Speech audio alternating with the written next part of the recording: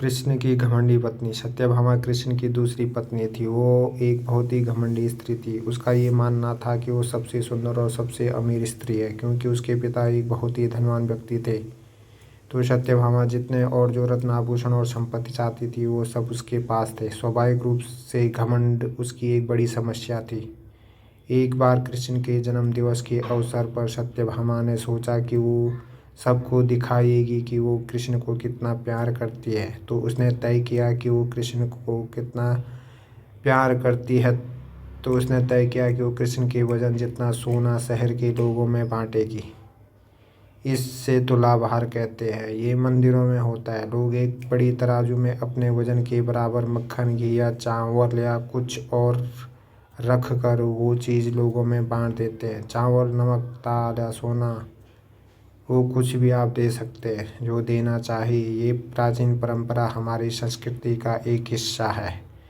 सत्यभामा ने तुलाभार की व्यवस्था की। लोग बहुत प्रभावित हुए, पर कृष्ण पर इन बातों का कोई असर नहीं हुआ। वे जाकर तराजू के एक पल्ले पर बैठ गए। सत्यभामा जानती थी कि उनका वजन लगभग कितना है और उसने उतना सोना तैयार ही रखा था। पर जब उसने सब सोना दूसरे पलड़े पर रखा तो कांटा जरा भी नहीं हिला। कृष्ण का पलड़ा थोड़ा भी ऊपर नहीं हुआ। ऐसे ही कुछ तब भी हुआ था जब कृष्ण एक शिशु थे। एक राक्षस आकर उन्हें ले जाने लगा। तब कृष्ण ने अपना वजन इतना बढ़ा लिया कि राक्षस वहीं गिर पड़ा और कृष्ण ने उसके ऊपर बैठकर उसे कुचल कर मार डाला। क्रिया योग में ऐसा तरीका है जिससे कोई ही योगी अपना वजन बढ़ा या घटा सकता है। ऐसी बहुत सी कहानियाँ हैं कि ऐसे योगी भी थे जो पहाड़ की तरह भारी हो जाते थे। तो इस बार भी कृष्ण अपना वजन बढ़ा कर तराजू में बैठ गए। सत्यभामा ने उतना सोना दूसरे पलड़े पर रख दिया जितना उसके हिसाब से कृष्ण के वजन के बराबर था, पर कुछ हुआ ही नहीं। तब तक शहर के सभी लोग ये घटना देखने के लिए आ गए थे। तब उसने अपने नौकरों से वो सभी गहने मंगवाए जो उसके पास थे। एक के बाद एक वो गहने डालती जा रही थी और सोच रही थी कि काम हो जाएगा, पर कुछ नहीं हुआ।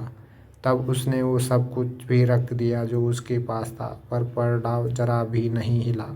वो रोने लगी क्योंकि ये सब उसके लिए बहुत ही शर्मजनक था। सारा शहर देख रहा था और उसके पास पर्याप्त सोना नहीं था। वो जो हमेशा अपनी संपत्ति के बारे में इतनी घमंडी थी, उसके पास पर्याप्त सोना नहीं था और उसे समझ में नहीं आ रहा था कि वो क्या करे।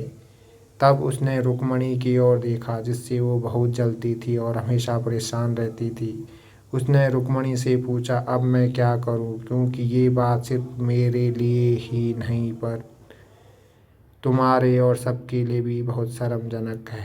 मैं क्या करूं। तब रुक्मणी बाहर गई और तुलसी के पौधे के 3 पत्ते उठा लाई।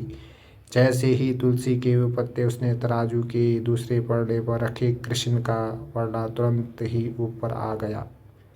अगर कहानी आप लोगों को अच्छी लगे तो लाइक, शेयर और चैनल को सब्सक्राइब करें और बेल आइकन ज़रूर प्रेस करें ताकि अगली कहानी आप लोगों तक आसानी से पहुंच सके। बहुत बहुत धन्यवाद।